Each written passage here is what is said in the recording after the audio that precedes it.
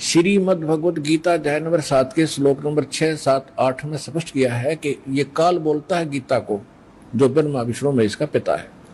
ये कहता है कि अर्जुन, बुद्धिमानों की बुद्धि और बलवानों का बल मेरे हाथ में है। जब चाहे स्विच ऑन कर दूं इनकी बुद्धि का, और जब चाहे ऑफ कर दूं। जैसे महाभारत के अंदर अर्जुन को ताकत दे दी और लाखों लोगों का नाश कर दिया उस काल से प्राप्त शक्ति से, और फिर वही अर्जुन जब श्री कृष्ण जी का निधन हो गया था, हत्या हो गई थी और सारे यादव आपस में लड़ मरे थे, उनकी पत्नियों को लेकर आ रहा था। रास्ते में जंगली लोगों ने, भीलों ने अर्जुन को पीटा, लूटा, और वही धनुष जिसे महाभारत का युद्ध जीता था वो साथ लिए रहता था उसको, और उस दिन उसके हाथ नहीं उठे, खड़ा खड़ा कांपा वो। जब सारा काम वो लिया, वो भील भ्याल पीट के लूट के कुछ औरतों को भी ले गए और चले गए। तब अर्जुन कोस रहा श्री कृष्ण जी को कि श्री कृष्ण बड़ा धोखेबाज था, इसने हमारे साथ बड़ा धोखा किया है। पहले तो मुझे शक्ति दे दी और ना जाने कितने जीवों का नाश करा मैंने, और आज मैं खड़ा खड़ा पिट रहा हूं, वही अर्जुन हूं और वही गांडी धनुष है मेरे पास। आज ये मेरे से प्रतिज्ञा भी नहीं चढ़ाई जा रही इसकी। तो परमात्मा ने बताया कि ना श्री कृष्ण धोखेबाज था, ये सारे इस काल के अधीन हैं, इसके रिमोट से चलते हैं। तो उसी ने, काल ने जब विनाश कराना था महाभारत का, तो अर्जुन को ताकत दे दी और फिर वापस ले ली, उसने अपना काम करा दिया जो करना था नाश। अब अर्जुन कितने पिट्टो। इसी प्रकार ये कहता है बुद्धिमानों की बुद्धि मेरे पास है। अब जब श्री रामचंद्र जी की खुद पत्नी गुम थी, उसका तो पता नहीं उसने कौन उठा ले गया, ढूंढते फिर जैसे गायें गुम हो जाया करे। हर वह पार्वती पहचान दी, तू तो पार्वती है, सीता नहीं है। तो वहां उसकी ऑन कर दी और फिर ऑफ कर दी, खा धक्के। अब क्या होता है, अब हनुमान जी ने छलांग लगाई। एक सिद्धि है जो आकाश में उड़ जाने की प्राप्त हो जाती है। आकाश मार्ग से जाके वो लंका में प्रवेश हुआ हनुमान जी। उनको कुछ आभास हो गया था, किसी जटायु नाम के एक पक्षी ने बता दिया था कि लंका का राजा रावण उठा कर ले गया। इसलिए वहां जाने की और किसी में हिम्मत नहीं थी। सूरवीर बलवान थे।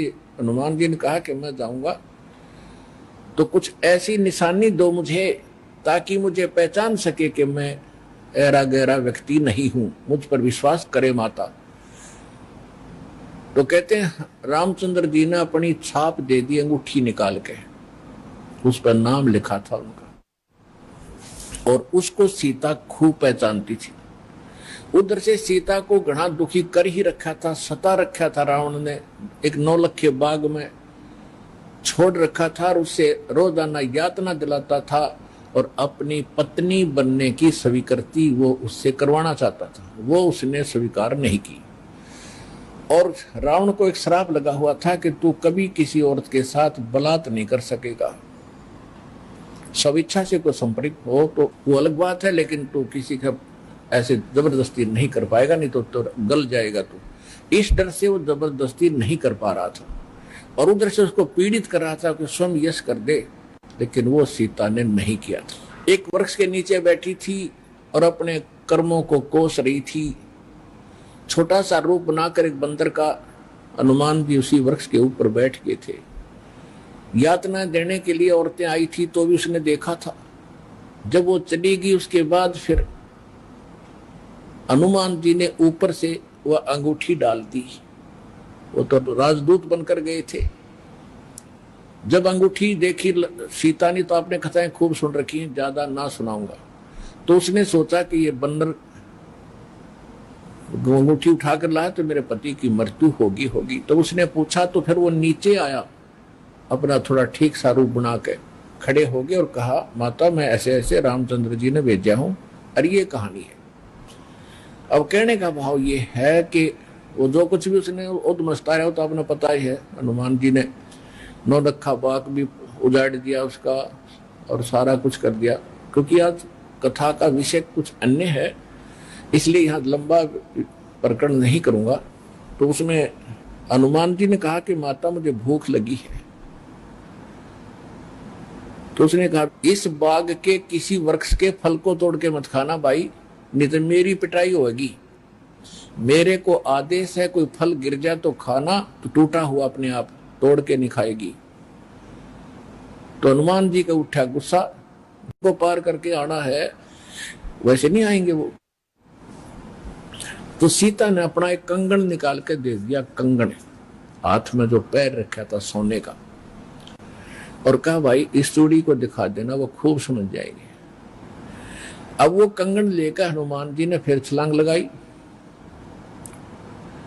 उस दिन वो ऐसे स्थान पर आके उतरा जहां पर एक ऋषि की कुटिया थी। वो ऋषि कौन थे? मुनिंद्र ऋषि स्वयं परमेश्वर थे। वहां सुंदर बाग लगा हुआ था, कुछ क्षेत्र में एक सुंदर सरोवर भरा था जल का। तो सुबह सुबह का समय था। हनुमान जी ने सोचा कि बहुत मनोरम स्थान है और यहाँ कुछ स्नान करूंगा, सामने बाग सुंदर फलों से लदपद है, आहार करूंगा, और फिर ऋषि जी भी साथ में है, इनके दर्शन करूंगा, पहले स्नान कर लेता हूं। अब जो कंगन वो लाया था उसको रख दिया पत्थर पे और स्नान करने के लिए प्रवेश किया सरोवर में। अब उन्होंने जो ही स्नान करने की चेष्टा की, लेकिन एक दृष्टि थी ऐसी कंगन पे कि जय ये कंगन गुम हो गया, कोई जानवर पक्षी उठा ले गया तो मेरी सारी मेहनत व्यर्थ जाएगी, सब परिश्रम व्यर्थ होगा। इसलिए नहा रहा था पर नजर था जैसे सर्प का मणि के ऊपर रहती है ओस चाटते समय, तो इसी प्रकार नहा रहा था, दृष्टि कंगन पे। इतने में एक बंदर आया, दौड़ा दौड़ा और कंगन उठाकर भाग लिया। आगे आगे बंदर, पीछे पीछे हनुमान। उस ऋषि के आश्रम में बंदर प्रवेश कर गया। बाहर आंगन में एक घड़ा रखा था, अच्छा बड़ा घड़ा। बंदर दौड़ता दौड़ता घड़े में कंगन डालकर आगे भाग गया। अब सुखी सांस ली कि कोई बात नहीं, ये समुद्र में डाल देता तो बात तो बिगड़ जाती, घड़े में डाल दिया। फिर धीरे धीरे चले हनुमान जी। पहले घड़े में देखा उसने, ऋषि को तो पीछे प्रणाम करना था, तो घड़े में क्या देखा कि घड़े के अंदर ऐसे ऐसे कंगन हजारों की संख्या में पड़े, सेम टू सेम। अब उसने सोचा भाई मैंने तो इतनी पहचान नहीं, कोई कंगन कौन सा है। और श्री रामचंद्र जी तो सारा जानते हैं, उनके कंगन के ऊपर सारी निशानियों को पहचानेंगे, और मैं कोई गलती से दूसरा उठा लेगा तो वो मानेंगे नहीं।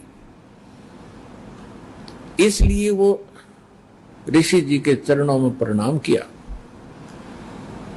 परमात्मा ने मुनिंद्र रूप में बैठे थे, पूछा कि पहलवान कैसे आए। हनुमान जी ने कहा कि ऋषि जी आप कौन सी दुनिया में रहते हो। मुनिंद्र जी ने कहा क्या बात है, मैं तो इसी पृथ्वी धरातल पर ही तो रहता हूं, कि आपको नहीं पता आज श्री राम के ऊपर कैसी आपत्ति आई है। ऐसे ऐसे उसकी पत्नी गुम हो गई थी, वो माता की खोज करके मैं आया हूं। तो परमात्मा ने पूछा कि भाई कौन से राम की बात कर रहा तू। वो कहता है अच्छा कमाल करते हो ऋषि जी, आपको यही नहीं पता राम कौन है। परमात्मा ने कहा बताओ तो श्री, कि दशरथ पुत्र श्री रामचंद्र जी, उनका वनवास हुआ था, ऐसे ऐसे सीता उठा ली थी, और आज मैं खोज करके आया हूं ऋषि जी, और अपना काम करूं और चलूं। कहने लगे ऋषि जी और बात छोड़ो आप, कि मेरे सामने एक समस्या आ गई है कि ऐसे ऐसे मैं कंगन लाया था माता के हाथ का, और वो कंगन मैं स्नान कर रहा था, बंदर ने उठा के आपके घड़े में डाल दिया। तो परमात्मा बोले ले जा कंगन भाई, जा फिर अपना कर काम। जाओ हनुमान जी ले जाओ कंगन, निकाल ले जाओ, करो जो तूने करना। कहने लगे जी समस्या ये है कि इसमें और भी बहुत से कंगन पड़े हैं, और इन कंगनों में पहचान नहीं कर पा रहा हूं मैं, मेरा वो भगवान सीता जी वाला कौन सा है। परमात्मा बोले रे भले आदमी तुम लाने वाला और तुझे पता नहीं, तो मैं क्या बताऊं, फिर खोज ले कौन सा है तेरा। तो चिंतित हो गया कि भगवान दया करो। परमात्मा बोले कि जौन सा चाहे वो उठा ले जा और सेम टू सेम पाओगे, इसमें कोई दिक्कत नहीं। कैसे कैसे फिर ये कंगन आए कहां से आपके पास, कि अब सुन, मैं कथा सुनाऊंगा तेरे को। जैसे ये रामचंद्र जो आत्मा है, ये विष्णु जी की आत्मा है। प्रत्येक त्रेता युग में ये ऐसा ही होता है। और मैं यहीं बैठा हूं जब का, मेरी तो बहुत युगों की आयु है, मैं यहां बैठा हूं। पहले इन बातों पर किसी को अविश्वास नहीं होता था।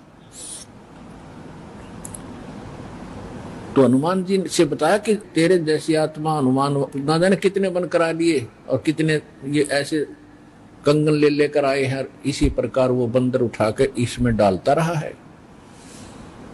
तो हनुमान जी ने पूछा कि हे ऋषिवर, मान लिया आपकी बात, जो कंगन लेकर हनुमान आता होगा तो वो कंगन तो लेकर भी जाता होगा। कहाँ लेकर जाता है? इस घड़े में मेरी आशीर्वाद से ऐसी पावर है कि डुप्लीकेट कॉपी तुरंत बना देता है, एज इट इज, 1 के 2 कर देता है। और नहीं विश्वास है तो ले ये कटोरा उठा के कोई दिया, ले इसमें डाल के देख ले। हनुमान जी ने कटोरी उठा कर उसमें डाली, तुरंत 2 होगी, 1 जैसी। अब वो दोनों को देख रहा कि सचमुच ठीक है। तब हनुमान जी को कुछ विश्वास हुआ कि संत नहीं, ये कोई और ही महापुरुष हैं, बड़े सिद्धि युक्त हैं और सारी कथा को सही जानने वाले हैं। लेकिन कहा, महाराज मैं आपकी बात से सहमत हूं, होगा कोई और भगवान, पर अब मुझे समय नहीं आपकी सारी बात सुनने का, क्योंकि मैं परमार्थ के काम में लगा हूं। परमात्मा बोले भाई ठीक है, ले जाए, कोई कंगन निकाल ले जाए बेटा, सारे एक जैसे मिलेंगे। वो उठा कर ले गए कंगन को। लेकिन हनुमान जी को फिर भी विश्वास नहीं हो रहा था। जब श्री रामचंद्र जी को दिखा दिया और रामचंद्र जी ने ओके कर दिया, जब हनुमान जी को संतोष हुआ कि 3100 की 100 सत बात हो, वो उधर से वो ऋषि की घटना भी नहीं भूल पा रहा था, उधर से फिर युद्ध भी शुरू होना था। कहने का भाव ये है, बात फाइनल होगी कि सीता वहां है, सारे लक्षण बता दिए और वो कंगन को देखकर रामचंद्र जी को विश्वास हुआ। अब समस्या आई कि उसके ऊपर पुल बनाएंगे समुद्र पर। वो कथा आपको सुना दी कि 3 दिन तक स्वयं रामचंद्र जी घुटनों पानी में खड़ा होकर के याचना करता रहा। तीसरे दिन जब उसने कहा लक्ष्मण से कि बरा अग्नि बांध दे, ये लातों के भूत बातों से नहीं मानते, इसको फूंकता हूं। 3 दिन हाथ जोड़ता रहा कि हे सागर राज मुझे रास्ता दे दो, ये मान नहीं रहा। तब विपर रूप धारण करके समुद्र आया। उसने कहा कि भगवान ऐसा ना करो, इसमें ना जाने कितने जीव जंतु हैं, सब नष्ट हो जाएंगे, आपको पाप लगेगा। और ये जल सारा समाप्त हो गया तो ये गड्ढा बन जाएगा, हजारों किलोमीटर गहरा, आप फिर भी नहीं जा सकते। कि हे रामचंद्र जी, ऐसा काम करो, सर्प भी मर जाए लाठी ना टूटे। तो वो कारण जानना चाहा तो समुद्र ने बताया कि आपकी सेना में ये नल नील नाम के 2 ऐसे भक्त हैं जिनको इनके गुरुदेव का आशीर्वाद है कि इनके हाथों से पत्थर भी तैर जाते मेरे ऊपर, और कोई चीज यहाँ पर फ्लोट नहीं कर सकेगी। अपने आत्माओं यहाँ मान बढ़ाई खत्म करती है। और जितने भी वहां आसपास ऋषि महर्षि भगत लोग थे, वो विष्णु पुजारी होते ही थे उस टाइम। तो सब ने पता चला कि विष्णु के अवतार श्री राम आए हैं, श्री राम की पत्नी उठा ली गई है, पता चल गया है वो रावण के यहाँ है, उसके ऊपर। तो नल और नील ये भगत सारे पहुंच गए सेना में, क्योंकि भगत तो हेल्प करें, दुखी ऐसा है कि, तो वो भी सेना में खड़ा पाया आगे दोनों। तो उनको बुलाया गया। रामचंद्र जी ने कहा भी नल नील कौन है, वो आगे आए। अब पुण्यात्माओं यहाँ मार खाता है इंसान, और परमात्मा इस प्रकार की जो हम गलतियां करते हैं, अपना भक्ति नाश करते हैं, उसके लिए सतर्क करते हैं। यहां पर क्या किया, नल और नील के मन में अभिमान आ गया, अहंकार आ गया कि आज हनुमान भी फेल, रामचंद्र भी फेल, क्योंकि पत्थर नहीं तर रहे, समुद्र पर पुल नहीं बन रहा। हमारे पास ऐसी शक्ति है कि पत्थर रखेंगे तैर जाएंगे, आज हमारी वाह वाह हो जाएगी। अंगद भी फेल, सुग्रीव भी फेल, जामवान भी फेल। ये फेल का चक्कर मारा जीव ने। तो उस दिन वो आए, ना मालिक याद किया। रामचंद्र जी ने पूछा कि तुम्हारे पास कोई ऐसी शक्ति है पत्थर तैर जाते? कहाँ जी है, कि ट्राई करके दिखाओ। उठाया, पत्थर रखा, क्यों अभिमान था कि कर देंगे काम, वो डूब गया। दूसरा फिर रखा, वो भी डूब गया। तीसरा फिर रखा, वो भी डूब गया। अब रामचंद्र जी समुद्र की तरफ देख रहे हैं, विपर रूप में खड़े थे, ब्राह्मण रूप में, और ये कहना चाह रहे हो कि तू झूठ बोलता था, इनके पास कोई पावर नहीं। तभी समुद्र ने कहा, विपर रूप में खड़े समुद्र ने, क्योंकि ये देवता होते हैं, ये जल जो है ये देवता नहीं है, जल का कंट्रोलर एक देवता है, उसको वरुण कहते हैं। वो आकर खड़ा हो गया।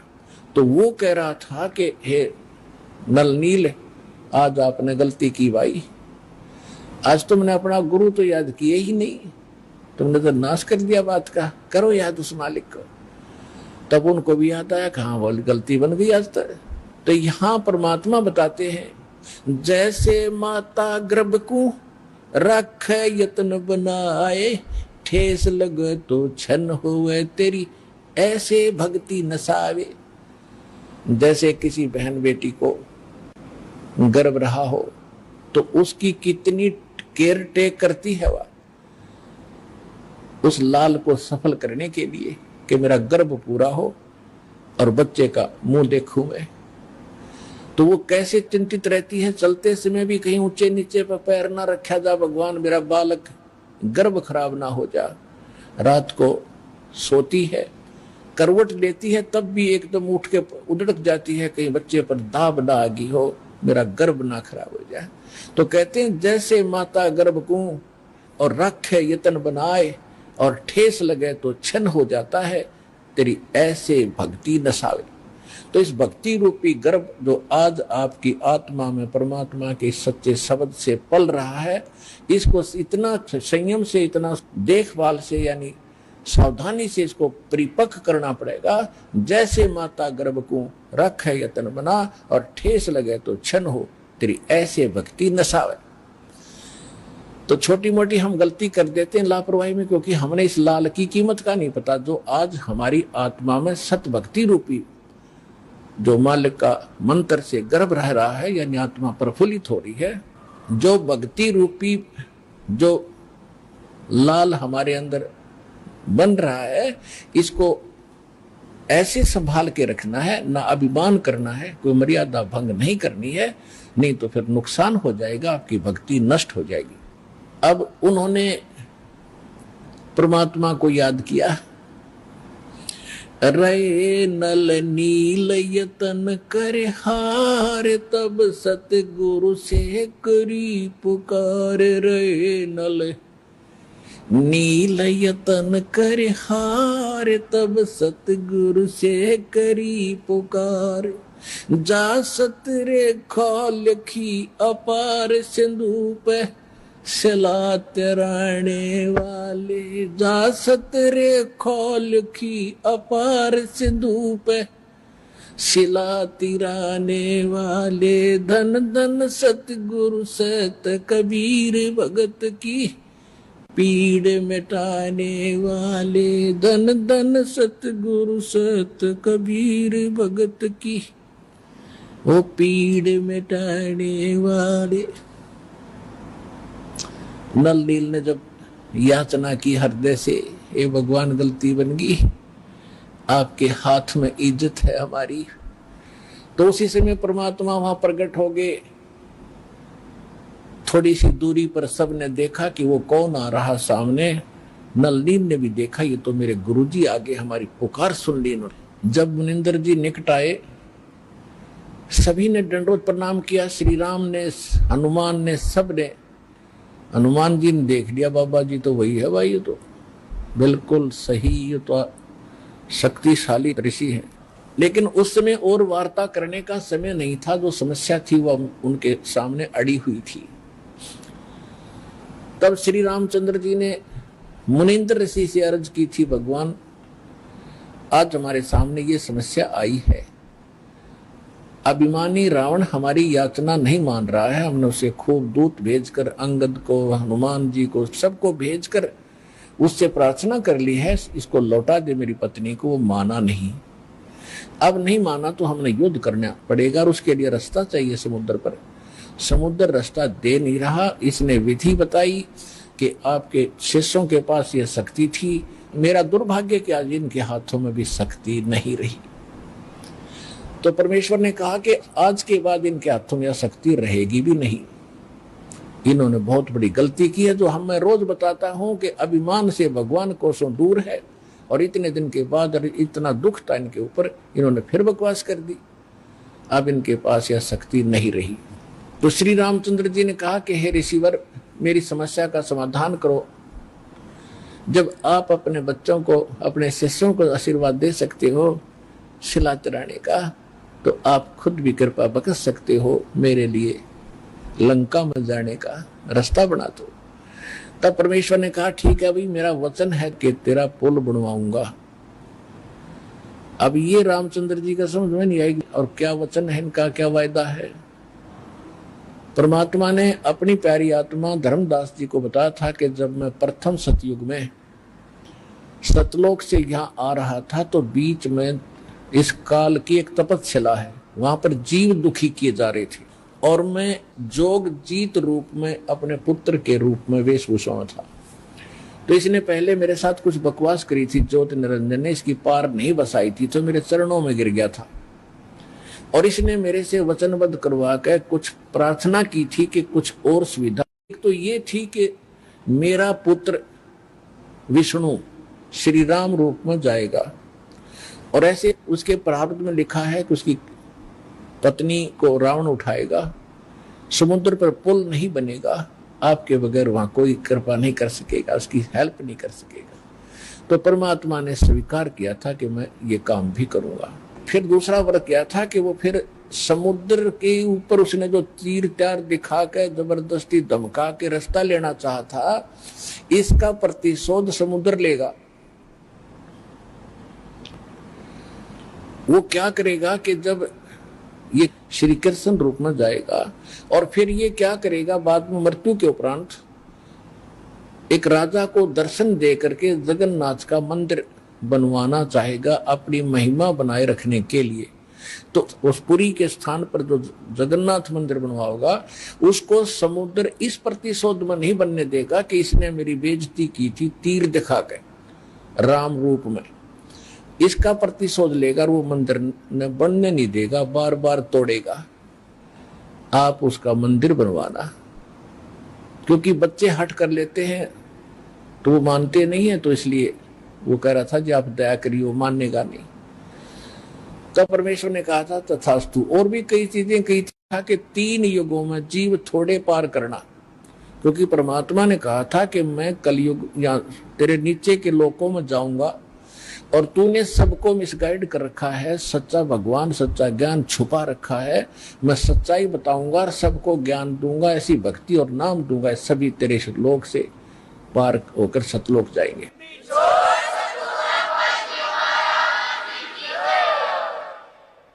तो इस बात से वो बहुत दुखी हो गया कि तू मेरा नाश करेगा, मेरे बाग को उजाड़ेगा, क्योंकि काल ने हमारे को मिसगाइड करके, धोखा करके, मूर्ख बना के, विवश करके, और इस कच्ची बेड़ियों से बांध रखा है। ये शरीर दे दिया, इसमें हाड़ चाम मांस सारा भरा पड़ा है, और हमने इतना प्यारा लगा है ये छूट नहीं जा।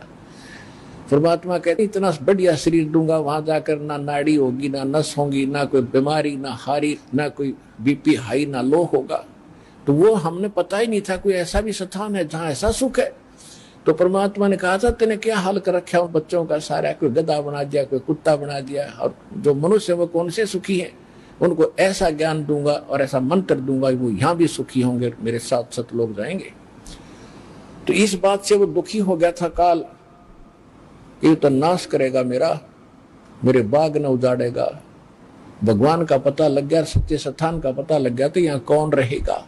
तो तब उसने चरणों में गिर के रा करके कबीर भगवान से याचना की थी कि 3 युगों में जीव थोड़े ले जाना, और चौथे युग में आप कितने ले जाना। और फिर ये पुल बनवाने का, जगन्नाथ के मंदिर को बनवाने का ये भी प्रॉमिस करवाया था। जब उसने सारा परमात्मा ने प्रतिज्ञा कर ली थी तो फिर ये खलनायक है, ये विलियन है, धोखेबाज और ठग है, इसने तुरंत अपना आंखें बदल ली और कहा जाओ जोग जीत संसारा, जीव न माने कहा तुम्हारा। कहते हैं द्वादश पंथ करूं मैं साजा, नाम तुम्हारा ले करूं आवाजा, और द्वादश पंथ नाम जो ले ही वो मेरे मुख में आन समोही।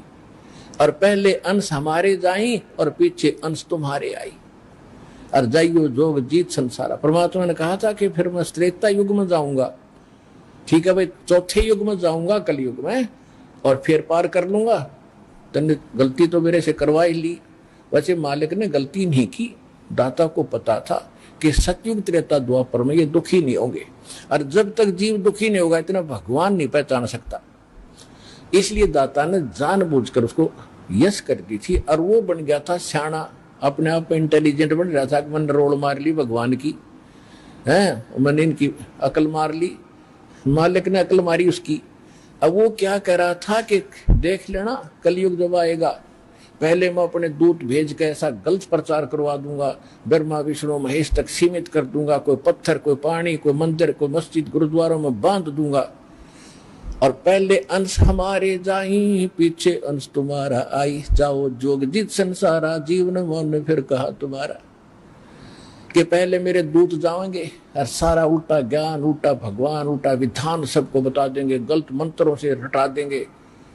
ये राधा स्वामी पंथ, धन धन सतगुरु पंथ, निरंकारी पंथ, ये रासाराम जैसे ये सारे नकली पंथ काल के चलाए। तो परमात्मा को पता था कि इसने कर लेते सारे जुगाड़ अपने, और जब मेरा दास जाएगा ऐसे समय में जब इनके परिपक्व हो चुके होंगे सारे पंथ, इन्हें जो कहना सुनना होगा वो सब कह चुके होंगे, जो ज्ञान देना होगा वो दे चुके होंगे, जो नाम देना होगा वो नाम दे चुके होंगे। और जब मेरा दास जाएगा वो प्रमाणित करके दिखाएगा कि सच्चाई ये है, झूठ ये है, तो 2 मिनट में मेरे बच्चे मुझे पहचानेंगे और मेरे पास आ जाएंगे।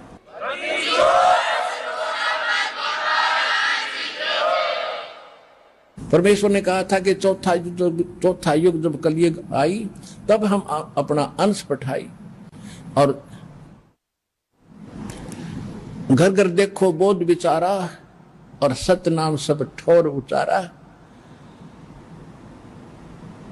तो इस प्रकार परमात्मा ने जो बताया था कि चौथा युग जब आएगा और कलयुग बीतते 5500 पाचा, जब ये वचन मेरा होगा साचा। कलयुग बीत जावे जब एता, सकल सृष्टि सभी प्राणी परम पुरुष पद चेता। कि जब वो कलयुग 5500 वर्ष बीत जाएंगे तब ये मेरी बात सच्ची होगी कि घर घर में सतनाम का जाप होगा, घर घर में मेरे ज्ञान की चर्चा होगी। लेकिन ये उस समय सच्चा होगा जब कलयुग 5505 बीत जाएगा, और उस समय सभी को पता होगा कि एक परम पद है। कौन सा? गीता अध्याय नंबर 18 के श्लोक नंबर 62 में, जिसके विषय में कहा कि अर्जुन तू सर्वभाव से परमेश्वर की शरण में जा, उसकी कृपा से ही तू परम शांति को और सनातन परम धाम को, शाश्वत स्थान को प्राप्त होगा। गीता अध्याय नंबर 15 के श्लोक नंबर 4 में कहा कि तत्वदर्शी संत की प्राप्ति के उपरांत उस तत्व ज्ञान से इस अज्ञान को काटकर उसके पश्चात परमेश्वर के उस परम पद की खोज करनी चाहिए, जहां जाने के बाद साधक कभी लौटकर संसार में नहीं आते। और जिसने सब्रह्मंड की रचना की उस परमेश्वर की उस परम पद की, यानी अमर लोक की, शाश्वत स्थान की खोज करनी चाहिए। तो यहां परमात्मा कह रहे हैं कि चौथा युग जब कलयुग आई तब हम अपना अंश पठाई, और घर घर देखो बोध विचारा, घर घर में तत्व ज्ञान का चर्चा चला करेगी, और सतनाम सब ठोर उचारा। सतनाम का सबको दिया जाएगा। आज तक सतनाम की छींट भी ना लगी थी, ना राधा स्वामी वालों को, न धन सतगुरु वालों को। सतनाम का तो बहुत गुणा गीत गाते हैं, अरे कख नहीं पता इनको। ऐसे सिख समाज को सतनाम का कोई पता नहीं था। नानक साहिब जी सतनाम का जाप किया करते थे, 2 अक्षर का जाप था। लेकिन इन महापुरुषों को परमात्मा ने सख्त हिदायत दे दी थी कि अभी डिस्क्लोज ना करना, नहीं तो काल के दूतों का दाव लग जाएगा और ये सब बच्चे मुझे पहचान नहीं पाएंगे। तो महापुरुष थे, उन्होंने जो कह दिया सो फाइनल। वो तो भगवान से मिलकर आए थे, भगवान की एक एक बात को उन्होंने स्वीकारा और उसी तरह आचरण किया। तो अब परमात्मा ने कहा कि जो 5505 वर्ष बीत जाएगा कलयुग, उसके बाद सबके मुंह पर सतनाम का जाप होगा। आप देख रहे हो, धन धन हो गए आप। इस सतनाम का किसी को पता भी नहीं था, आप सतनाम का जाप कर रहे हैं 8-8, 10-10 वर्ष के। तो सौभाग्य तुम्हारा, भगवान के विशेष कृपा पात्र बच्चे हो आप, जो सतलोक आश्रम बरवाला जिला हिसार हरियाणा में पहुंच रहे हो और दीक्षा प्राप्त कर रहे हो।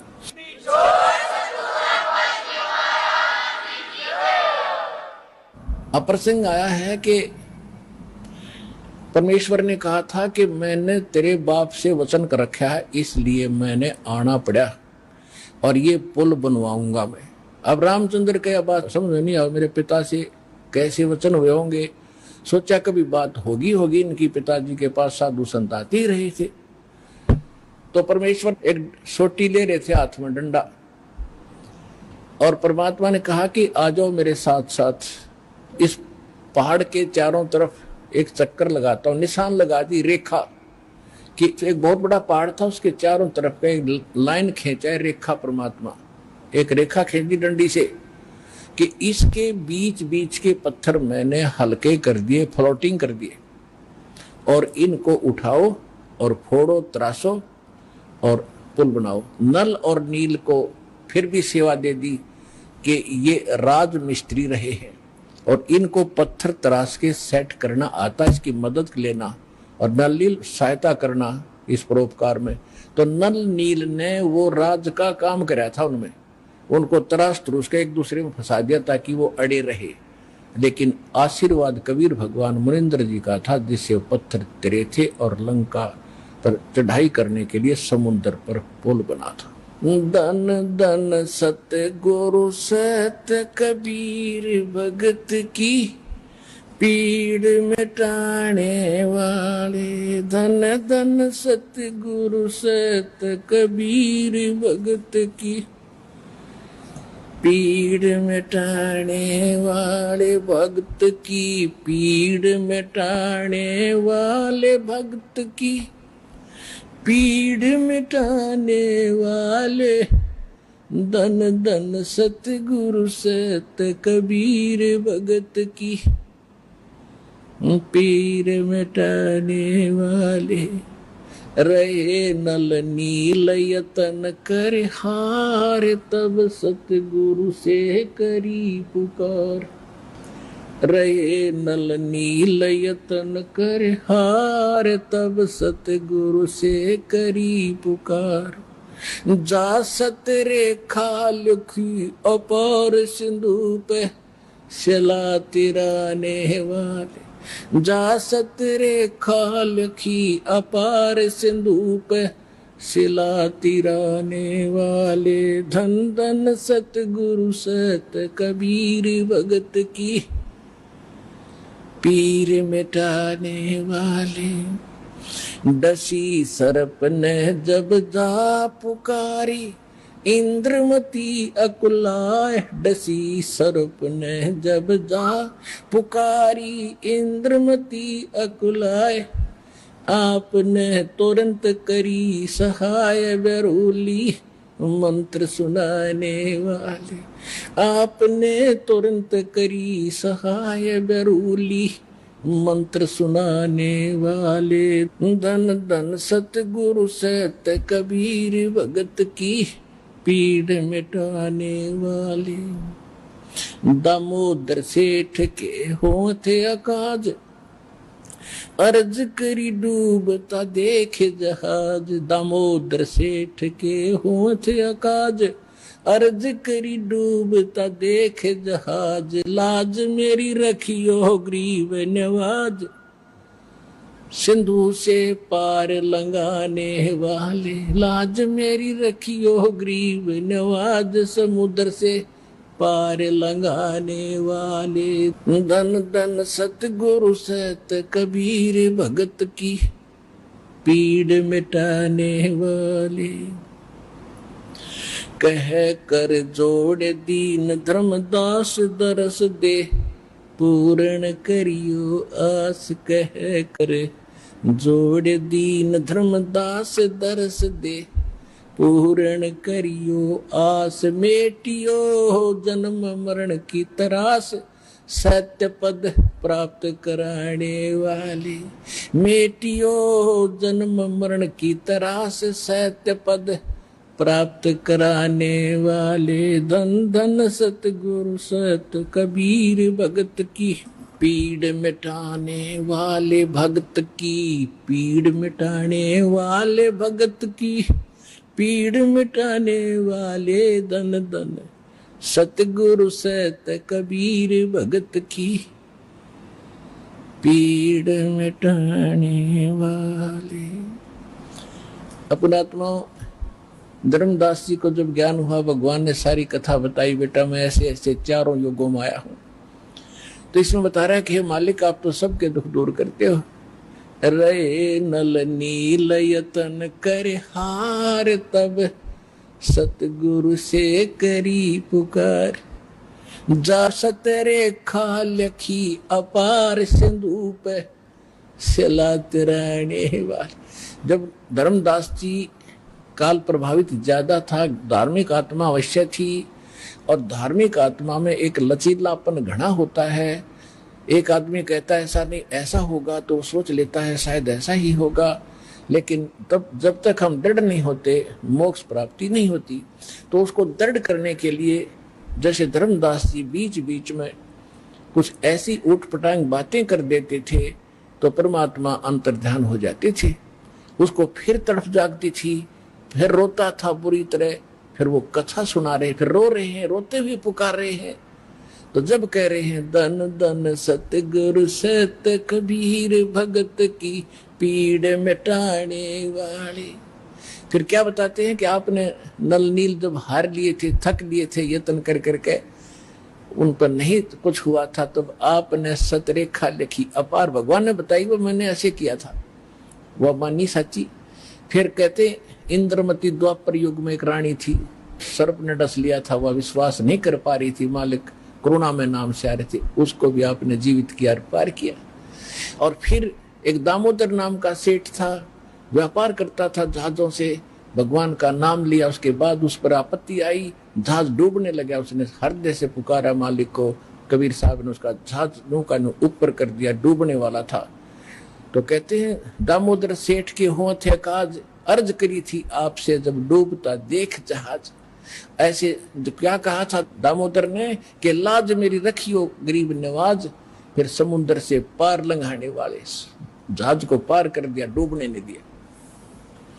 अब क्या कहते हैं, कह कर जोड़ दीन धर्मदास, दरस दे पूर्ण करियो आस।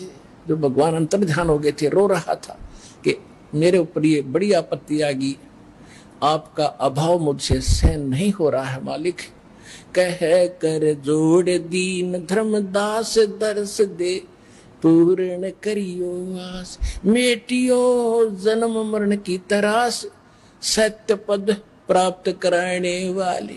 सत्य पद, वो परम पद, वो सतलोक, आपके अतिरिक्त इस सृष्टि में कोई दूसरा मुझे वो प्राप्त नहीं करा सकता। मुझे फिर दर्शन दो मालिक, मेरे से गलती हुई। अब जो प्रश्न चल रहा है, त्रेता युग में दाता ने कैसी लीला की। अब क्या होता है, देखो पुण्यात्माओं, हम परमार्थी भी हैं, क्योंकि भगत का कि वो परमार्थ पर ज्यादा रुचि रखता है, लेकिन परमार्थ के साथ साथ स्वार्थ भी होना चाहिए थोड़ा सा। वो स्वार्थ कौन सा?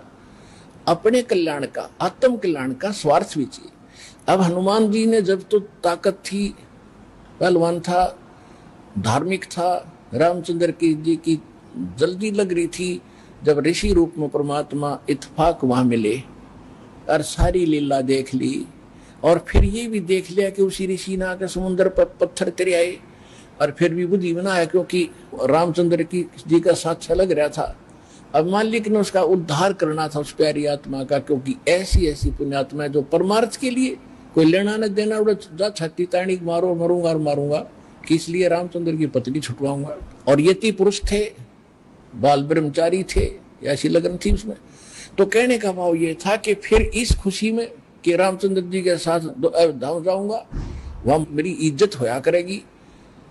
अब वो तो श्रद्धालु था, समर्पित था भगवान के लिए, लेकिन गलती क्या लग रही थी, रामचंद्र ने परमात्मा पूर्ण मान बैठा था। अब आपने खूब कथा का पता है कि जब घरजाली और रानी बन गई, फिर उसने सबको इनाम दे रही थी। उसी लाइन में हनुमान भी खड़ा था, क्योंकि उन्हें बड़ी योगदान था, तो हनुमान जी को सच्चे मोती दे दिए। ये क्यों फोड़ डाले? उसने ये कहा कि मैं इसमें ये देख रहा था, इन मोतियों में कहीं राम का नाम है तो मेरे काम है, नहीं तो मेरे काम नहीं है। हनुमान जी का ठेस लगी और उठा कर अपना लंगोट जा बैठा पहाड़ पे। अब बैठा एकला। यहां संसारिक परमार्थ करने से उसको क्या मिला? ये लोग इतना ही देते हैं। जब हम भगवान की शरण में होंगे और फिर परमार्थ करेंगे, परमात्मा हमारे साथ होगा, उस परमार्थ का फल अलग होगा। जब तक आप मनमुखी मंड रहे, किसी की सहारा ला दिया, किसी का उसको सहायता कर दी, वो तो फिर आपको कर देगा अगले जन्म में, वो भी अच्छी बात है, लेकिन वो रिजल्ट लास्ट में नल ही होगा जो आपके समक्ष है। आप कथाएं खूब पढ़ते रहे हो। अब बैठा भगत एकला, वृद्ध हो गया शरीर, एक पहाड़ पे। परमात्मा गए वहां पर, तब अन्य रूप बना लिया परमात्मा ने, अन्य रूप, और जाके कहा भी राम राम, अंजनी के पवन पुत्र राम राम। राम राम महाराज जी, आ जाओ, बैठो। बैठ गए। भाई कैसे हो, कौन है, क्या नाम है? तूने बताया भाई मेरा नाम तो कोई है नहीं, मैं तो ऐसे भटक रहा हूँ और परमात्मा की खोज में लगा हुआ हूँ, ऐसे ऐसे मुझे, आप भगत आदमी हो, आपसे दो चर्चा करने यहाँ बैठ जाता हूँ, थोड़ी देर राम नाम की चर्चा कर लूँ। करो करो। कल तक हनुमान जी ने गुण गाए कि 3 लोग के भगवान आ रहे, दशरथ के पुत्र घर में रामचंद्र नाम उनका। परमात्मा बोले फिर भगवान ने आप क्यों छोड़ा है? वैसा बढ़िया राम था तेरा, तो भगवान के लिए तो भटक रहा है, और भगवान ने छोड़ा अयोध्या में, तो बैठा पहाड़ पे, फिर यह कौन सी समझदारी तेरी? अब हनुमान जी ने सोचा भाई बात तो बाबा जी ने काटेगी कही। कहने लगा भाई जिसको भगवान मान बैठे, राम नहीं है, ये तो नाम रामचंद्र है इसका। राम तो कोई और है जो सुप्रीम पावर है, उसका भेद मेरे पास है। इस राम तो पता नहीं कितने मर लिए। तब उसने कहा कि ये बात एक बाबा जी और कहा था मुझे ऋषि जी वहां पर। तब परमात्मा ने वो रूप बनाया कि भाई मैं हूं वही, तेरे लिए भटक रहा हूं प्यारी आत्मा। चरणों में शीश रख दिया हनुमान जी ने कि महाराज जी मुझे ज्ञान बता दो। परमात्मा बोले अब थक लिया तू संसार से, देख लिया तेने क्या उपकार किया, तुझे क्या मिला वहां से, और उनको क्या मिलेगा वो फिर बता दूंगा, अब तेरे जचे को नहीं। वो क्यों उसका जूते लाग लिए वहां से।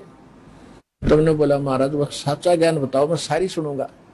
सारा ज्ञान बताया कि मैं सिद्धानु का भगवान हूं, तो नहीं जचा कि मैं उस परमात्मा का संदेश लेकर आता हूं, 4 युगों में आता हूं। सारी कहानी सुनकर कति सच्ची मान ली, और फिर कहा कि जब आंखें देखो कि अभी आप वहां से आते जाते हो तो तब कुछ यकीन हो। तो परमात्मा वहां से उड़े आकाश में, और उसको दिव्य दृष्टि दे दी हनुमान जी ना, तो 1 किलोमीटर पाछे कुछ दिखा को नहीं।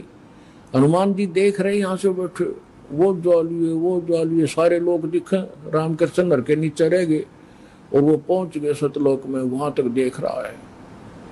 फिर कहा कि महाराज वापस आ जाओ, मेरा पूरा विश्वास हो गया।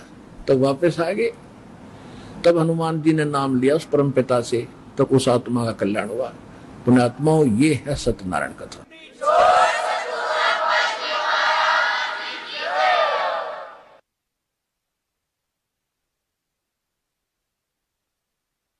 परम पिता परमात्मा पूर्ण ब्रह्म सर्व सृष्टि के रचने वाले कबीर परमेश्वर जी की असीम रजा से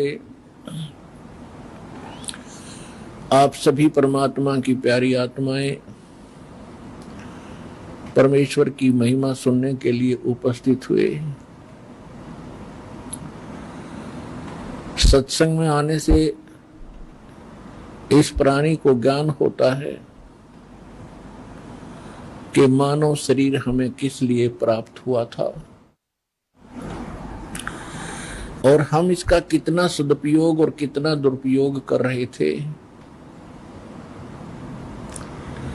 तो सत्संग का मिलना अति दुर्लभ है। परमेश्वर ने अपनी अमृतवाणी में कहा है कि मानुष जन्म दुर्लभ है, मिलन बारंबार, तरवर से पत्ता टूट गिरे, फिर बोर न लगता डर। परमेश्वर ने कहा है कि ये मनुष्य जीवन बहुत ही दुर्लभ है और आपके हाथ से छूट जाने के बाद मृत्यु के उपरांत आपकी ऐसी दशा होगी जैसे वृक्ष से लीप पत्ता टूट के गिर जाता है जमीन पर, वो पुनः स्थापित उस यथा स्थान पर नहीं हो पाता। भावार्थ है परमात्मा का कहने का कि मनुष्य जीवन मिला है तो इसका काम भी कोई विशेष कार्य है। उसकी जानकारी सत्संग से होती है और सत्संग संत करते हैं, सतगुरु करता है, और कोई सत्संग कर ही नहीं सकता।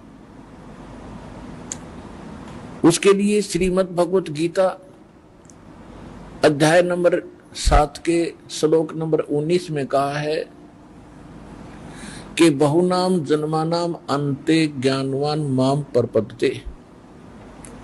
क्योंकि 7वें अध्याय में श्रीमद् भगवत गीता के अंदर प्रथम 12 से लेकर 15 श्लोकों में तो तीनों गुण रजगुण ब्रह्मा सतगुण विष्णु शक्ति करते हैं, उनकी स्थिति बताई है। उसके विषय में कहा कि राक्षस स्वभाव को धारण किए हुए मनुष्यों में नीच दूषित कर्म करने वाले मूर्ख गीता ज्ञानदाता कहता है कि मेरी भक्ति भी नहीं करते। ये तो इन ब्रह्मा विष्णु महेश अन्य देवताओं तक इनकी बुद्धि दृढ़ हो चुकी है। उसके बाद 7वें अध्याय के 16 से लेकर 18 तक अपनी भक्ति करने वालों की वैरायटी बताई है, प्रकार बताए हैं। उसमें बताया है कि मेरी भक्ति 4 प्रकार के व्यक्ति करते हैं। एक अर्थार्थी जो केवल धन घना प्राप्ति करने के लिए वेद मंत्रों का ही आश्रय लेकर अनुष्ठान किया करते हैं। और दूसरा अर्थ बताया है कि जो संकट निवारण के लिए भी वेद मंत्रों के अतिरिक्त किसी अन्य मंत्र किसी लोक वेद के मंत्र का वो सहारा नहीं लेते, यानी वेदों के मंत्र यानी श्लोकों को ही बार बार उनकी आवर्ती करके उसी से कुछ लाभ प्राप्त करते हैं। और तीसरे जिज्ञासु बताए हैं। जिज्ञासु वो होते हैं जो भगवान के लिए निकलते हैं, जैसा उनको ज्ञान मिल जाता है फिर वो वक्ता बन जाते हैं। तो इन तीनों को रिजेक्ट किया है। फिर चौथे बताए हैं ज्ञानी। ज्ञानी की फिर बताइए सतिथि के ज्ञानी वो होता है जिसको ये पता चल गया कि मनुष्य जीवन बार बार नहीं मिलेगा और मनुष्य जीवन का मूल उद्देश्य क्या है, केवल मोक्ष प्राप्ति ही है, इसका और कोई विकल्प नहीं। बाकी जो संस्कार में कोई परिवार है नहीं है, संतान है नहीं है, ये तो आपका संस्कार है। इसके साथ साथ मूल उद्देश्य इस मनुष्य जीवन का बताया है कि परमात्मा प्राप्ति, आत्म कल्याण हो, जन्म मरण के दुख से छूटे। तो ये ज्ञान ज्ञानी आत्मा को हो जाता है। उसके लिए बताया है कि वो फिर ज्ञानी आत्मा क्या सोचता है कि ज्ञानी आत्मा को इतना भी ज्ञान होता है कि अन्य देवताओं की भक्ति से मोक्ष नहीं हो सकता। इसलिए गीता ज्ञानदाता कहता है कि वो अन्य उपासना नहीं करते, वो केवल मेरी भक्ति करते हैं। लेकिन उनको तत्वदर्शी संत यानी सतगुरु ना मिलने से 7वें अध्याय के 18वें श्लोक में कहा है वो ज्ञानी आत्मा है तो उदार नेक हैं, अच्छी आत्मा है, समर्पित हैं, लेकिन वो मेरे वाली घटिया साधना में गति में, मेरे वाली घटिया गति में ओम से मिलने वाली, ओम जाप है ब्रह्म का और ब्रह्म से प्राप्ति होती है ब्रह्मलोक। गीता अध्याय नंबर 8 के श्लोक नंबर 16 में कहा है कि ब्रह्मलोक में गए हुए प्राणी भी पुनः जन्म मृत्यु में ही रहते हैं। ये ब्रह्म की साधना है। और गीता ज्ञान दाता भी ब्रह्म है। 8वें अध्याय के 13वें श्लोक में कहता है कि ओम इति एकाक्षरम ब्रह्म व्यवहारन माम अनुसमरण यह पर्याति तदंदेहम सयाति परमाम गतिम। मुझ ब्रह्म का केवल एक ओम मंत्र है और इसका अंतिम सांस तक सिमरण करता हुआ जो शरीर त्याग कर जाता है, ओम से मिलने वाली परम गति प्राप्त होती है। ओम से कौन सी परम गति है? ब्रह्मलोक प्राप्ति है। ब्रह्मलोक में गए हुए प्राणी भी जन्म मृत्यु में रहते हैं। और गीता अध्याय नंबर 2 श्लोक 12 में, गीता अध्याय नंबर 4 श्लोक 5 और 9 में, गीता अध्याय नंबर 10 श्लोक 2 में स्पष्ट करता है कि अर्जुन, तेरे और मेरे जन्म बहुत हो चुके, तू नहीं जानता, मैं जानता। और मेरी उत्पत्ति को ये देवता लोग भी नहीं जानते, क्योंकि ये जिन देवताओं का पिता है ब्रह्मा विष्णु महेश, और उसके बाद जितनी भी इसकी संतान हुई है, तो पिता की उत्पत्ति को बालक नहीं जान सकते, संतान नहीं जानती, दादाजी बताते हैं। तो उस दादाजी ने, यानी जो सबके जनक हैं, सबके मालिक हैं, उस कबीर परमेश्वर जी ने स्वयं आकर के इनकी सचीची बताई, ब्रह्मा विष्णु महेश की जन्म मृत्यु बताई, इसके पिता की जन्म मृत्यु बताई, और यथार्थ ज्ञान जो भक्ति की विधि हमें ज्ञान दिया उस मालिक नाग। तो कहने का भाव ये है कि गीता ज्ञान दाता की साधना यानी ब्रह्म साधना से भी मोक्ष नहीं होता, जन्म मृत्यु नहीं समाप्त होती। इसलिए गीता अध्याय नंबर 7 के श्लोक नंबर 18 में कहा कि अर्जुन, ये ज्ञानी आत्मा है तो उद्धार, लेकिन ये मेरे वाली अनुत्तम गति में ही स्थित है, आश्रित है। फिर तुरंत कहा 7वें अध्याय के 19वें श्लोक में, बहु नाम जन्मानाम अंते ज्ञानवान माम प्रपते। बहुत ही जन्मों के अंत के जन्म में कोई ज्ञानी आत्मा मेरे तक उसकी बुद्धि उठती है, मेरे तक की भक्ति भी मुश्किल से कोई ज्ञानी आत्मा अनंत जन्मों के कष्ट उठाने के बाद किसी एकाध जन्म में मेरी भक्ति करते। और अधिक जानकारी वसंत रामपाल जी महाराज जी से निशुल्क नाम दीक्षा प्राप्त करने के लिए संपर्क करें। हमारे संपर्क सूत्र है 8222880541 8222880542। आप नीचे स्क्रीन पर दिए गए हमारे अन्य नंबरों पर भी संपर्क कर सकते हैं। विजिट करें हमारी वेबसाइट पर। हमारी वेबसाइट है www.jagatgururampalji.org।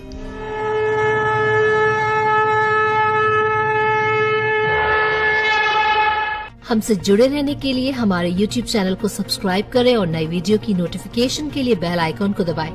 अगर आप ये वीडियो Facebook पर देख रहे हैं तो लाइक जरूर करें और ज्यादा से ज्यादा शेयर करें। धन्यवाद।